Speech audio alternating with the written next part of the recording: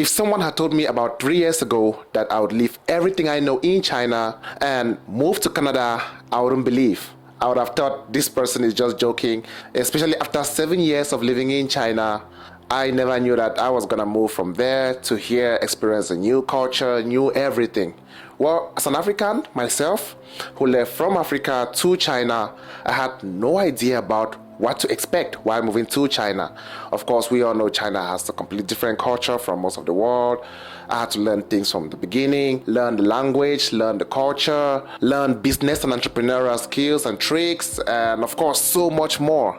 It wasn't an easy task adapting. It took me at least over a year before I could start understanding the reality of China. Now, moving to Canada 1 year ago didn't just surprise me. It actually shocked me a whole lot.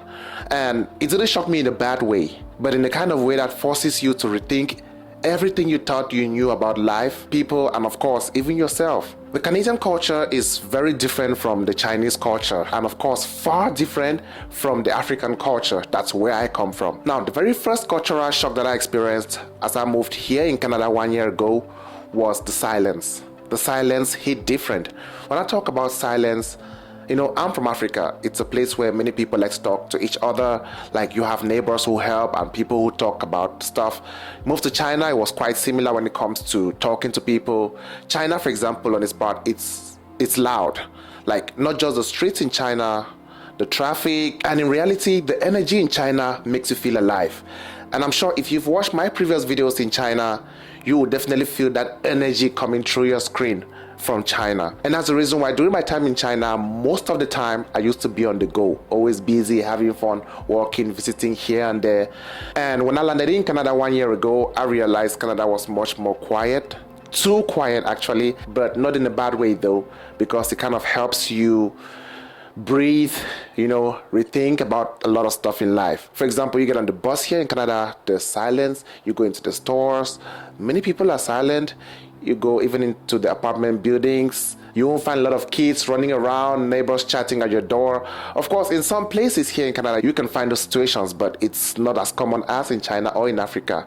At first, I was really peaceful with the silence, but the silence seemed to get too loud eventually, especially during the winter.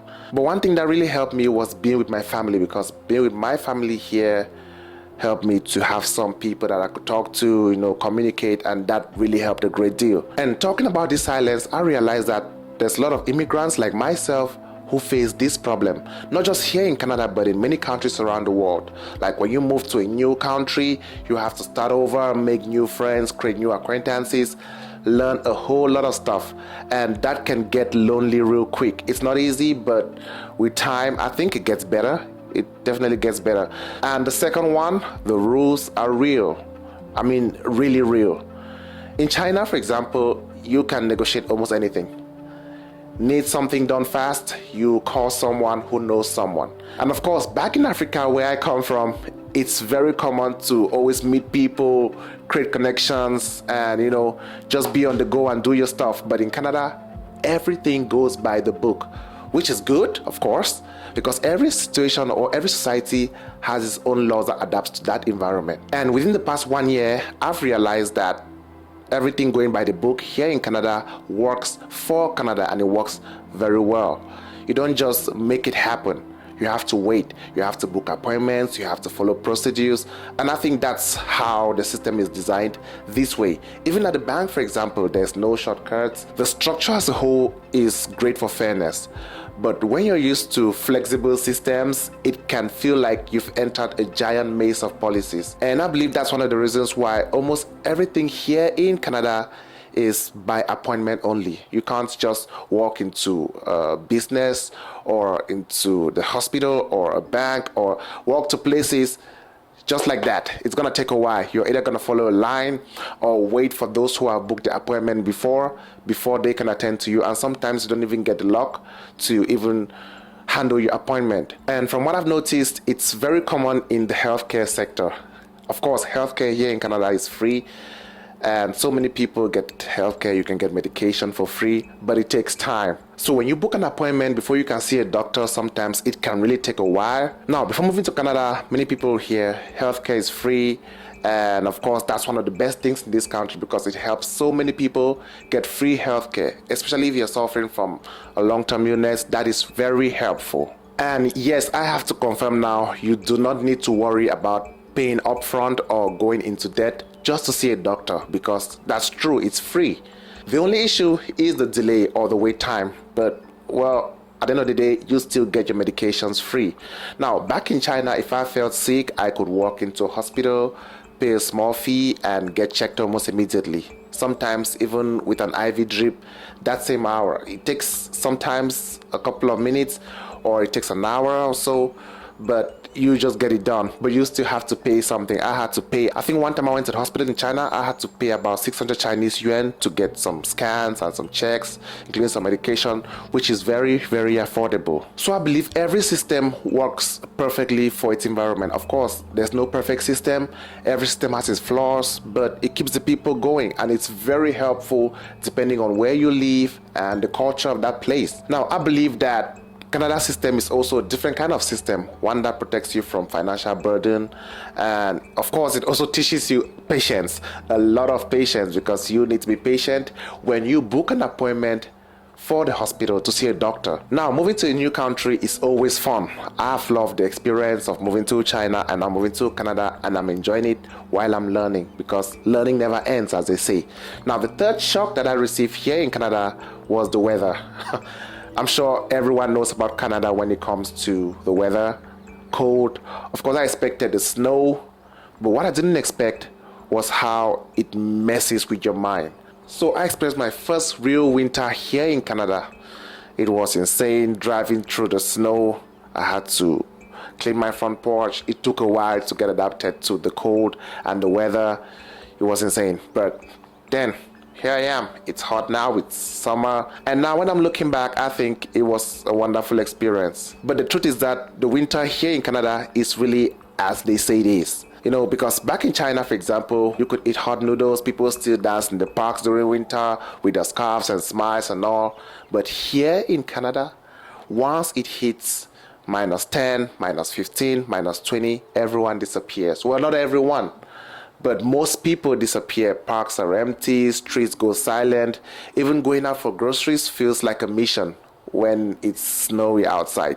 Like, so many people do not want to go out at that time. And I believe that's one thing that causes people to feel gloomy while living here in Canada during the winter. As someone who's been driving Uber for the past months here in Canada, I realized that driving around in winter, so many places feel deserted. Like, you won't find a soul in some neighborhoods when you go to drop someone off, because everyone is staying indoors, and that goes through for months. So you can imagine just going to work, coming back, staying indoors, maybe going to get groceries, coming back, staying indoors. And in most cases, it's not like people do not want to go out, but if you go out, the weather is so bad, the snow, the ice is not safe, and of course a whole lot more. So people just prefer to stay at home. It's not easy during winter, and that's one of the highest shocks that I received while living here in Canada so far. Now, on to shock number 4.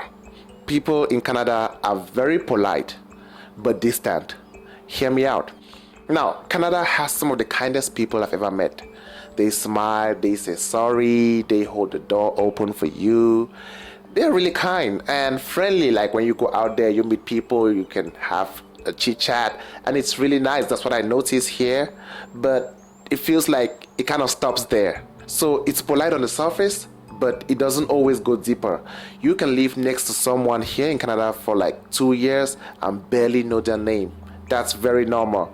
Back in China, this was very surprising to me, and that's one similarity that I find between China and my country in Africa, because in China, I had neighbors who used to bring me food just because, well, I was a foreigner. In China, they call white goran, and especially during the holidays, it's very easy.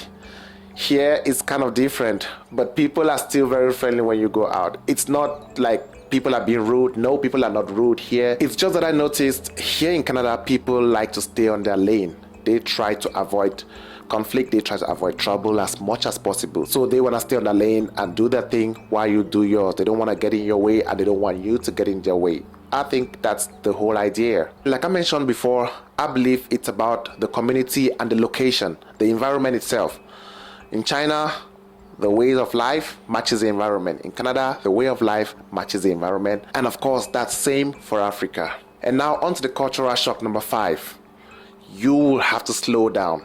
And of course, slowing down feels like starting over. Most people come to Canada from countries where the life is fast. Whether it's a developing country or it's a developed country, most people move from these fast-paced countries to Canada. And when they get to Canada, they are very surprised, like, wow, Canada is very slow-paced. It's calm. You can have peace. You can have some quiet, calm time. And that's the difference between Canada and many countries around the world. I don't know if it's due to the cold or the snow or just the lifestyle, but I think it's become the lifestyle of the Canadian people. And as someone who left from Africa to China and now here in Canada, I was constantly in motion. Life was intense, of course, but rewarding. And now in Canada, everything kind of slowed down, and that has really helped me a lot because I'm trying to meet these emotions halfway. Now, if you have a fast-paced life, then you slow down. It's really amazing. You start appreciating those quiet, those calm moments, and slowly realize that, well, maybe this is the point. Maybe Canada was forcing me to look back on my fast-paced life and just put a break on it, like just slow down and think. Look around you, appreciate life more, think about yourself, your family, and everyone around you. And I think that's the fun of it. And of course, that's one reason why I love traveling, love experiencing, love meeting new people, just like I did back in China. And now everyone, when I talk about Canada being slow-paced and slowing down, it's not the same when it comes to work.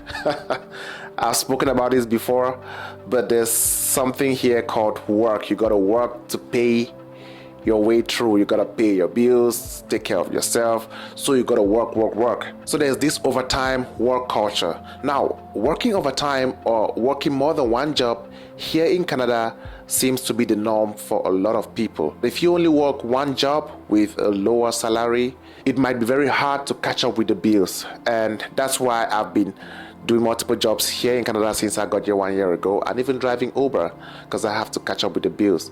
In China, for example, the bills are really affordable, the tax system is much lower, but I guess everything everywhere has its trade-offs. But then that's one shock that I learned when I got here.